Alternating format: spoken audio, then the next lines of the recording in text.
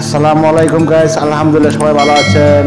একটি ভিডিও নিয়ে আসলাম Hikari swing মেশিনের বড় বড় মতোই ইউরোর 402। এটা হচ্ছে আপনার প্যাডেল ইউরো 402, যেটা প্যাডেল ইউরো। এই প্যাডেল লাগাইতে ইউরো চলে গেছে।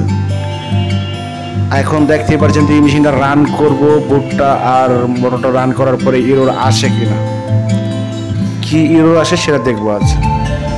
আর হচ্ছে আপনার 21 সেটা হচ্ছে আপনার এর জন্য স্লো র্যাপের জন্য হয়তো এটা স্লো র্যাপ মিলতেছে না, এই জন্য ইউরো আসছে।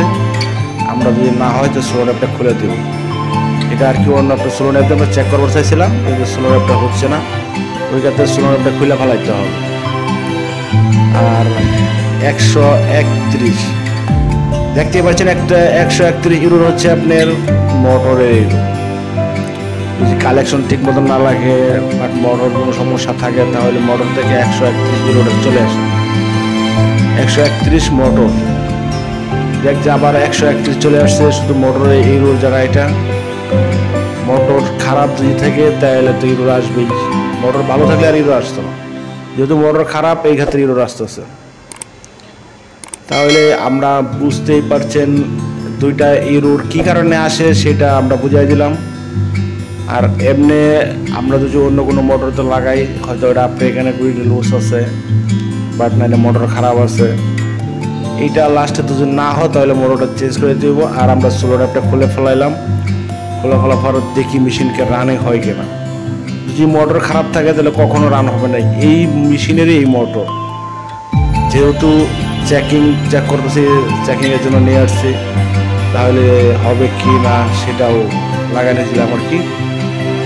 আর দেখতেই পাচ্ছেন মেশিন মনে হয় রান হয়ে গেছে, মনে হয় বলতে মেশিন রানিং চলতেছে।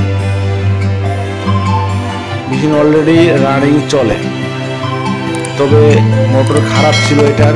মোটর ওই যে আপনার গোড়াটা চাটা আপনি যদি খারাপ থেকে থাকে তাহলে কখনো ঠিক হবে না।